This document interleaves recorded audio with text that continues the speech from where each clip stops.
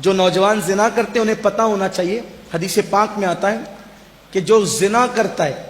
اور پھر نہاتا ہے، غسل کرتا ہے، تو اس کے ہر غسل کے قطرے کے، ہر قطرے کے بدلے میں 1 سال کا گناہ اس کے نامہ اعمال میں لکھا جاتا ہے۔ تو جتنے قطرے ہوں گے اتنے سال کا گناہ اس کے نامہ اعمال میں لکھا جائے، اور جتنے قطرے گرتے ہیں زنا کے غسل کے بعد اس سے شیاطین پیدا ہوتے ہیں، وہ سارے شیاطین قیامت تک پاپ کریں گے، اور ان سب کے پاپ کا عذاب اس کے سر ڈالا جائے گا جس کے زنا کے غسل سے وہ شیاطین پیدا ہو۔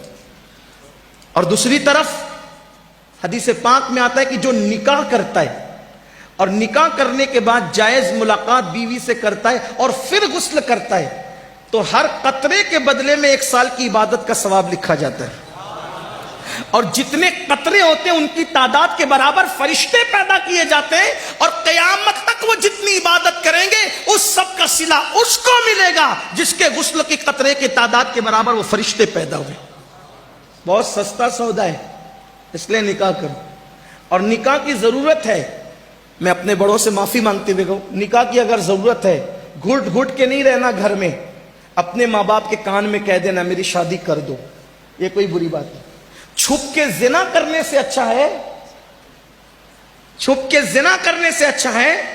کہ ماں باپ کے کان میں خود نہیں کہہ سکتے، بھابھیوں سے کہلوا دو، بھائیوں سے کہلوا دو، دوستوں سے کہلوا دو میری شادی کر دو، یہ کوئی گناہ نہیں۔ کچھ لوگ کہتے ہیں شرم آئے گی، اگر کوئی نوجوان کہتے میری شادی کر دو تو عورتیں باتیں کرتی اللہ اس کو کیا ہو گیا، یہ پاگل تو نہیں ہو گیا،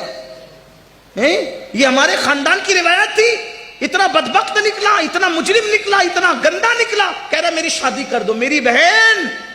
زنا سے تو بہتر ہے نا وہ کہہ رہا ہے میری شادی کر دو۔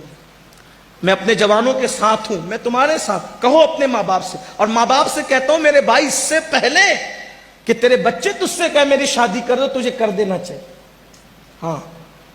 کچھ لوگ کہتے ہیں مولانا کھلائیں گے کیا؟ میں نے کہا اللہ رزاق ہے، جو مرغیوں کو بھوکا نہیں رکھتا وہ تیری بہو کو کب بھوکا رکھے گا؟ اور جس رسول نے فرمایا صلی اللہ علیہ وآلہ وسلم کہ نکاح کرو مالدار ہو جاؤ، میرا تجربہ ہے جس نے بھی نکاح کیا وہ مالدار ہوا، شرط یہ کہ گناہ چھوڑ دے نکاح کے بعد۔ ہاں، اور بیٹیوں سے بھی کہتا ہوں، بیٹیوں سے بھی کہتا ہوں کہ اگر ان کو یہ حاجت ہو کہ ان کا نکاح ہونا چاہیے